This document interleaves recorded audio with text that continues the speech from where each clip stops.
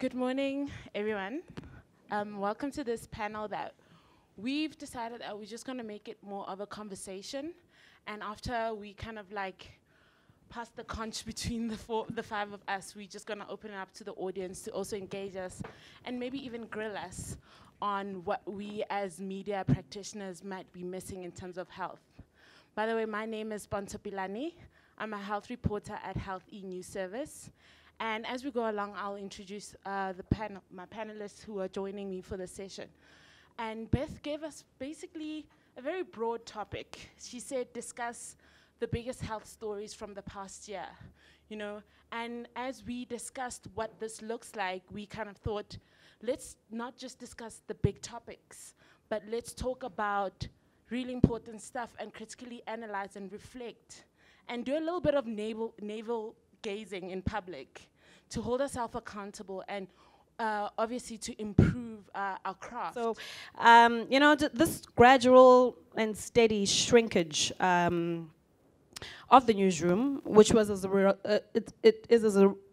a result of a multitude of factors, chief among which was in line with what was happening in the industry already, you know, with a lot of institutions or media houses migrating into the digital space. And in terms of independent newspapers, there was just an in-house sort of restructuring, which saw a lot of journalists either retrenched or deciding to leave the industry as a whole. So that obviously had a very serious knock-on effect in terms of the newsroom and where we placed our resources. So it also had a knock-on effect on the beat journalist. So we saw really the beat journalist die. And more journalists just going back to reporting whatever was, you know, the breaking story of the day, politics, or the other sexier stories that will obviously sort of, what's the word, overtake your general health story. And this meant for me, it's been harder. It was harder for the past, I'd say, how many years? 4 years. It's been very hard to motivate for health stories against this backdrop. And of course, I mean, the bigger health stories you do get to cover. You do the life testimonies, you do what's already in the public sphere. But I'm talking about the smaller health story of a patient being refused access to treatment or surgery. Those needed real backing in our diary meetings. And those were the stories that I fell in love with when I started my health reporting. I fell in love with those stories because of the interface it gave me with ordinary people, just like myself.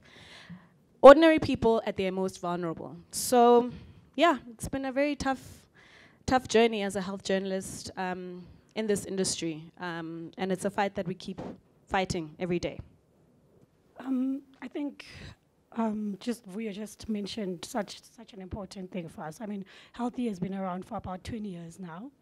And from where we were and from where we are now, and just talking about donor funding, is that the cycle of donor funding is a major issue, and it does have a lot to do with what do you report, what do you prioritize. But I think from our side, we've often taken a stance of saying, you know, what is important for South Africa. And I think I'm just going to go back to, again, how do we make health a political issue? And I think this is where civil society comes in, right? And I think when I think about Health E, back in the 90s, we wouldn't have done this work, like reported on HIV the way we did, if we didn't partner with organizations like the Treatment Action Campaign, because they had the science, right? And it's civil society, it's academics that were able to give us that information. But just to go back to the donor funding, I think just to now, we find ourselves in a very complex place, because there is the issue of the donor funding where the cycle is different, right? At some point, donors will be interested in looking at gender and health, right? And you'll see there'll be a lot of donors wanting you guys to actually focus more stories on gender and health. And then, I mean, Life Esidimeni when you look at it, it was a mental health issue. But we were struggling to find a donor that can fund mental health issue stories. So you find yourself having to either trying to balance of what the donor wants, but also having to actually say, no, this is an important issue for South Africa. So how we find ourselves. But I think the most important thing also to highlight is that the mainstream media also controls our narrative, especially because we are a news agency. So what we used to do at Health E, we used to love writing long form stories and especially mixing the grassroots stories with research. But what we're finding is that mainstream media do not want those stories. They want quick 300-word stories, very short. So the state that we find ourselves in is very hard. But I mean, the donors do have an influence in what kind of stories that you want. And I think Dylan will actually okay, so donor funding, I think, comes with complications of its own. I think it is the way forward, and I think it definitely, I know we're very lucky, unlike your experience, but I come from your experience because I was also news and politics. I didn't want to be a health journalist. I kind of fell into this. So I was also news and politics for Mail and Guardian for many, many years. And then I moved on into the NGO sector, and coming back into the donor funding news space, it was different for me because, as Paul said, the donors want certain things. Now, while we are still allowed to cover whatever we want to, for us, we have targets. And you can cover, you can be interested in all the things, but you also only have a finite amount of time. Yeah. And I know for me, I struggle because my targets and what I'm probably most interested in sometimes don't always overlap. So you'll see I'm going to talk, I was lucky with these two, I'm going to be talking about NSP-related stuff and sex workers and drug addicts and things like that, but mostly they want us to do very specific kinds of stories, and we have to find, juggle our time to make ourselves happy and tell all the stories that we want to tell, and also keep the donors happy, and maintain sort of editorial independence, which I think that our donors are quite good with that. They can't prescribe what we cover and how we cover it. But like I said, we do have the targets. But I just also, I think we call ourselves niche journalists. And I just wanted to say, we do it ourselves. We're such a niche, it's so small. And I think that's what's been programmed into us.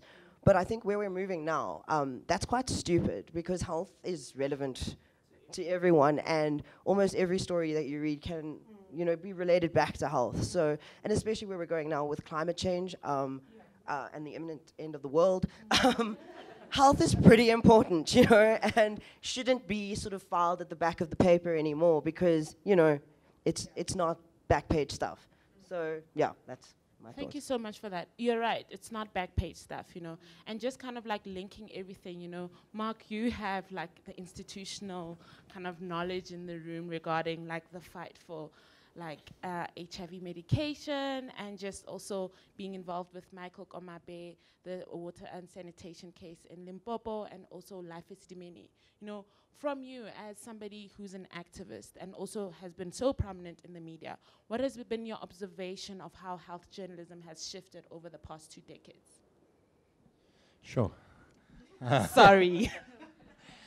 Well, the first thing is it's very interesting to hear this introspection and to sit with health journalists, because there's an interesting relationship between us and you.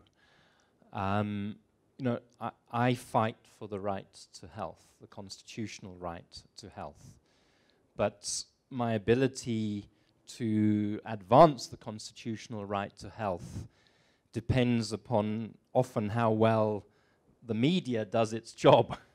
It depends upon your exercising your rights of freedom of press, access to information, etc., etc. But it's also, we're in a bit of a vicious circle because we're sitting on this platform, raised platform with, the best health journalists in the country, and there's a few others out there, but there's not many.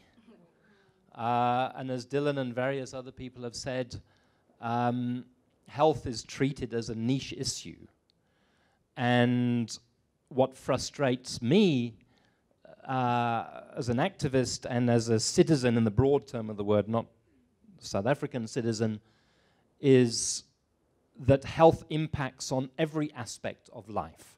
And so when I was thinking about this panel, I was thinking, you know, we've been asked to speak about the 10 biggest health stories. Then I thought, but what is a health story, actually? Because quite often health stories are stories that report the symptoms, the health symptoms, and not the causes of the symptoms. And by reporting only the symptoms, actually we're never able to get to the cause. I'm coming to the specific answer to your question in a second. And the other thing, to go back to this vicious circle, is that health doesn't become an issue until it's a story. But it doesn't become a story unless it's an issue. So how do we break out of that vicious circle? Because it's only when it becomes an issue that it often gets attention. So mental health wouldn't have got attention if it wasn't for Life Esidimeni. And whether it's getting attention now is a question in and of itself, because I think, and I challenge the journalists here to tell us that, and it's just been said, you can focus on it for a time, and then you stop focusing on it and it stops being an issue, and the problem remains. The maltreatment, the indignity, the torture of mental health, people living with mental illnesses continues to this day. People dying, etc., people being treated in an undignified way, people being tortured, degraded. So I think those are some of our challenges. I think, to answer your question, has there been a positive development in 20 years? It's positive that we have, Health E and Vuyo and Bekisisa and so on. I might disagree with Dylan as to whether, donor-funded health reporting is a positive thing in and of itself. I mean, often it's these philanthro-capitalists who cause the problems that exist in the world, including then leading to mass anxiety, mass depression, a whole number of things, and then they bring in Health E to tell the story, with no disrespect to Health E. So there's a lot of complexity in this, but there are great journalists reporting health, but there is not great journalism covering the health story. It is so partial, it is so incomplete, it is so disconnected and fragmented that I'm on all of your sides, but I'm trying to, in a sense, do what you're doing as well, which is just provoke. One of the things that I've seen I think last year there was a change in narrative when we look at gender-based violence. I'll just start with gender-based violence. I think for a longest time when media reported on gender-based violence, it was this woman who obviously as a victim, right, and was abused, but it was always in a narrative that it was the responsibility of this woman to get out of that relationship. And I think it didn't highlight two important things, our stories. We didn't highlight the aspect of what is the role of government, right, in protecting its citizens. And secondly, then also looking at then what about the one who perpetrates, right? And I think for a longest time, the stories have been about that. We've been writing stories about why did she stay in this relationship? She's been in some of the features that we've been writing for years, right, have been looking at that. And I think then last year, I think there was a shift because now we were looking at what policies do we have? Where are we lacking when it comes to gender-based violence? And I think, again, for me, where we're still missing it as the media is that as much as government, we saw the gender-based the GBV summit, right? So the total shutdown had a march. Great, again, we didn't unpack what the march meant for us, right? And then again, there was the summit. And I feel like with the summit, there were commitments that were made. But where's the media in looking at those commitments? Are we analyzing it? Are we looking at critically, can we achieve this? What does it mean when government comes up with a strategy? I think just with the sexual reproductive health, I don't know how many, there's an adolescent reproductive health strategy that was done in 2012, 2014, and it has aims and all these, but then again, we as journalists, it's our duty to go back and look at where are we with these strategies, where's the money, where's the budget, and I think we don't do that enough. what we do. And I think it's important to tell the human story, right? But again, how are we telling the human story also needs to change, right? Because it's the narrative has been around women, you get yourself into this, right? And when you look at abortion, right, there's still a very conservative also way at which we report on it, right? And I think last year I saw quite a lot of change, and it was coming again from Becky Sisa and Health E, where we were looking at destigmatizing abortion, where you're finding a young woman who is middle class who are saying, I want to do an abortion. And I think we need more stories like that, where it says, it doesn't further make young women hide because they feel that it's so wrong. You only do it because you are poor, and again, it's your fault. You shouldn't be having sex, right? And again, I think it's the narrative also needs to change around your sexual reproductive health. You have a right to have sex, and whatever age. So I think we also need to critically analyze the language of the policies, and also critique that, and also they inform different narratives. So I think, but it's changing. I must say. I mean, looking at the media reports lately and looking some of the features that you do, but again, it's not enough, right? It's again when there's a big story, when there's a GBV summit, then you'll see some of the journalists flocking in, and then it's only Ponzo who will after that critically analyze. Like for instance, the zero vet. The zero rating in sanitary pads, right? It was announced last year in November, and it's supposed to come in April. I want to see how many journalists are going to report on that, or will that story just get missed, or will it be just one Ponzo? No, I'm just saying, why do we? It's health only. I mean, Mark said it, right? Health comes and it's a big story, and then we forget, and then that's it. When do we ever go back and actually look at what we said? I remember in 2011, right? There was a hate crime task team that was formed. Remember that? Where is it that? Where's the budget for that? And I think, again, I'm just going to, sorry to bring in education. We're going to see it with the Fees Must Fall issue. That, we're going to see it with the Life as Many thing that government now knows, the ANC government knows that, no, you know what, how you do it. You just call this media and say, oh, we have a strategy.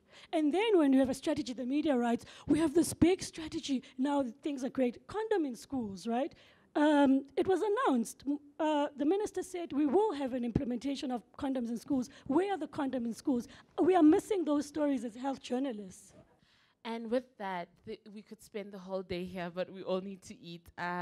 Thank you so much to each of my panelists for their perspectives that they brought here. It's so different, even though we've known each other and work in the same industry. And thank you for everyone in the audience for kind of being so, like, I've been writing down story ideas for, I guess, the rest of the year. And and it's been such a reflective process. And also, I came here, obviously I expected to learn, but I learned so much more and exceeded my expectations. And thank you so much. Enjoy your lunch.